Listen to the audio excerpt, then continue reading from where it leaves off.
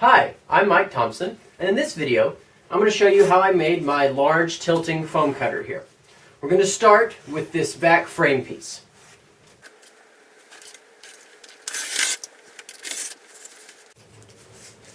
Okay, so now that I've got all my strips cut, I'm going to use these scraps here to show you what the plan is to make the corners of the C-frame. Make sure that the grain is running parallel when you cut it. Make sure that it runs parallel, and this scrap doesn't, but for demo it doesn't matter. I've drawn some lines here to show you. So we're going to butt them up like that, and then the next layer we're simply going to overlap and butt like that. So, and then we'll just alternate back and forth, making sure that we have an odd number of layers. That way any stress inside the cardboard gets equaled out. So that's that. I've already done a 7-layer spine for my new one. You should be able to see here I've basically got tongue and groove set up. So all I did for this was stack them. I used these other pieces here, cutoffs, to check my ends, because I've got a 3-inch spine on this one, but I've only got 2-inch arms because they're a little bit longer, so I wanted a thicker spine.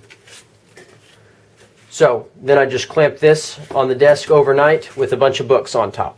Real simple. So now I'm going to go ahead and start adding in my arms. You want to make sure that the ends here are lined up real well, and that the sides are too. Now I only put glue on the small pieces. That way I don't have any extra glue running over the edges into my tongue and grooves. Because if I were to put glue here, I might go a little bit past right here and run into this area, which I don't want yet.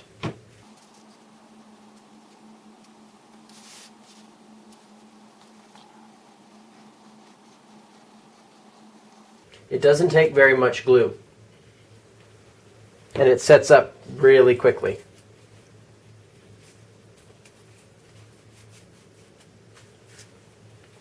I always give them a little bit of a wiggle if I can to really get the glue spread well. Check the end. Make sure that all the pieces are flush.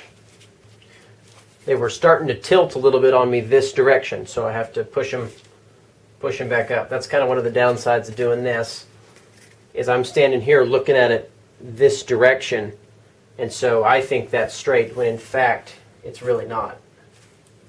So I'll make a couple of corrections here, and then I'll give it a test fit onto the spine before I go ahead and clamp it.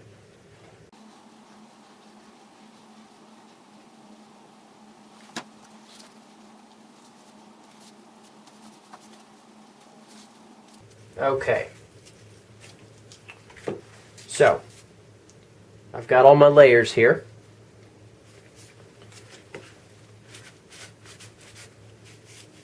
Just get that a good wiggle to get it straight. My edges aren't quite flush. Let's get those fixed real quick. Just stand it up, give it a little push. There we go.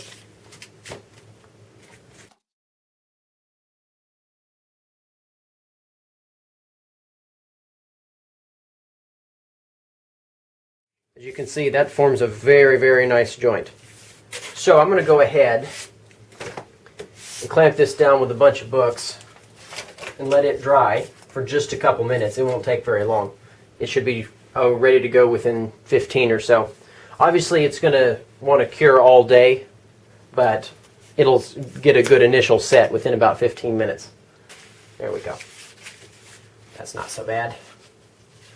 Snug that up. And before it gets too far along, let's make sure that we're square. 31 7/8. If these two measurements are identical, which they're out by a 1/16 because of that joint right there, it looks like. If they're identical, then this thing is square, which it is now. So I'm going to go ahead and weight that back down and let it set for a while. Okay, I think these are done. We're going to go ahead and take our books off. Yeah, that clamped up pretty well. This one here doesn't look like it's quite dry yet, but the thing feels very rigid. So now I'm going to go ahead and put on these corner pieces. One thing to note here, I don't know if you can see it, but the grain runs parallel to the hypotenuse of my triangle here. That way, as this thing tries to bend inward, the stress is carried along the corrugations in the cardboard and not across them. This is the strongest way to put it, so that's why the grain runs right along this way. Come straight down on it. All right. Let's get the other one.